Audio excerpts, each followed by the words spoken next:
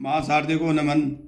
साहित्यिक सचेतना के सभी प्रबुद्ध रचनाकारों, साहित्य प्रेमियों, सनातन प्रेमियों को साहित्यिक सचेतना की ओर से राय सिंह भंडारी द्वारा हार्दिक अभिनंदन।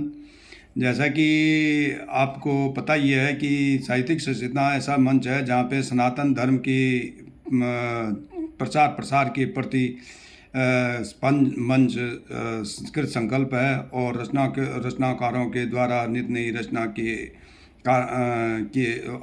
प्रस्तुति करने पर साहित्यिक सचेतना के प्रसार प्रसार हेतु दिन रात कार्य करता है।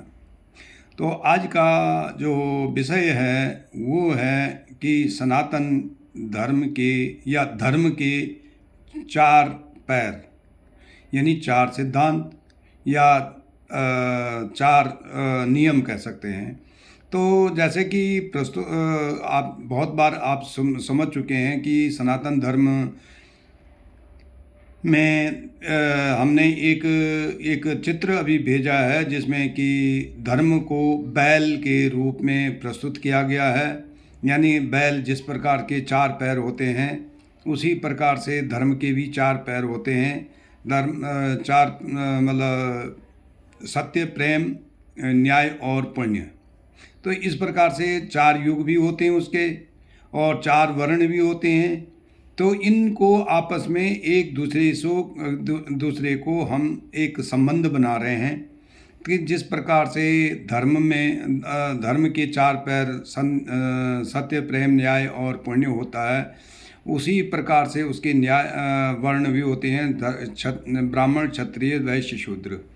तो जब सनातन सतयुग था तो सतयुग में पूर्ण सत्य था, 100% सत्य था और वहाँ पे पुण्य भी था, प्रेम भी था, सत्य भी था, न्याय भी था। तो उसके धर्म के चार पैर थे और उस समय ब्राह्मण जो है जो सबसे पूज्य होते हैं, ब्राह्मण जो वर्ण था वो जो है अधिपति थे। तो उसके बाद मतलब उसके बाद सतयुग समाप्त हुआ। सतयुग के बाद त्रेता आया। तो त्रेता में बैल धर्म रूपी बैल के तीन पैर रहे, प्रेम, न्याय और पुण्य, और उसमें अधिपति क्षत्रिय रहे। उसके बाद आप तीसरा समाप्त होने के त्रेता समाप्त होने के बाद तीसरा युग आया, द्वापर युग। द्वा मतलब दो, पर मतलब पैर। तो वहाँ पे दो पैर रह गए जिनका अधिपति वैश्य वर्ण था और जहाँ पे न्याय और पुण्य ही रहे। तो उसके बाद कलयुग आया और कलयुग में धर्म का एक ही पैर रहा जिसको पुण्य कह सकते हैं। और जो इसके अगर हम ले लें तो सत्य व्यक्ति के रूप में, प्रेम परिवार के रूप में, और न्याय समाज के रूप में, और पुण्य सृष्टि के मतलब पूरे राष्ट्र के रूप में था।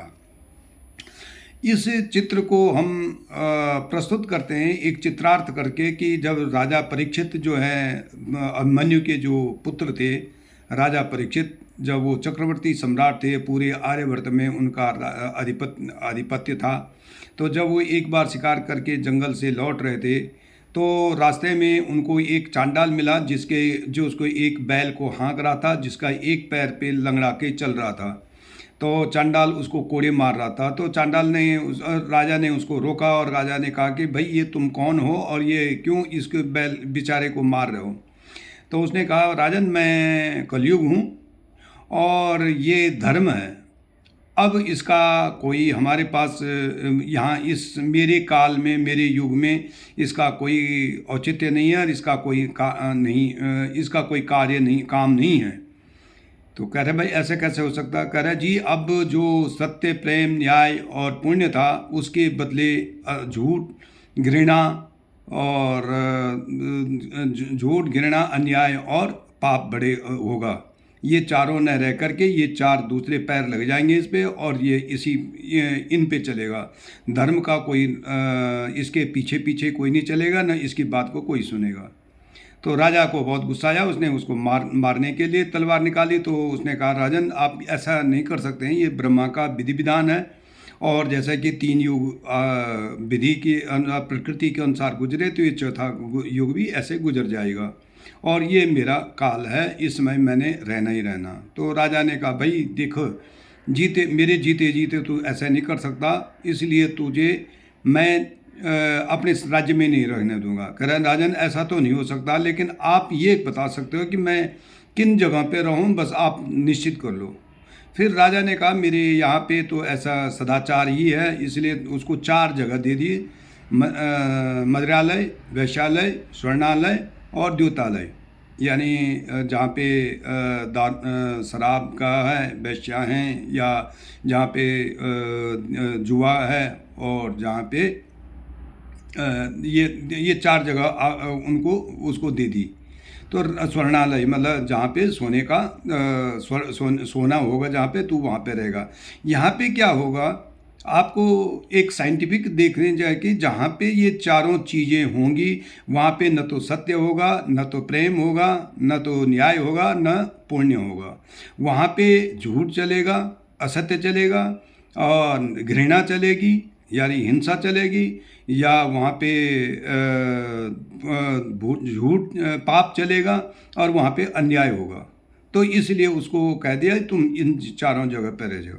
तो उसके बाद होता क्या है कि राजा स्वर्णालय जब उसने कहा, तो राजा के सामने सोने का मुकुट था, वो मक्खी रूप में कलयुग मक्खी रूप में बैठ करके उनके सिर पे बैठ गया। राजा की बुद्धि पलट हो गई। उसके बाद बहुत सारी लंबी चौड़ी कहानी है, उसके लिए तो श्रीमद् भागवत में सबसे शुरू में जब सुखदेव जी ने ये राजा परीक्षित को साथ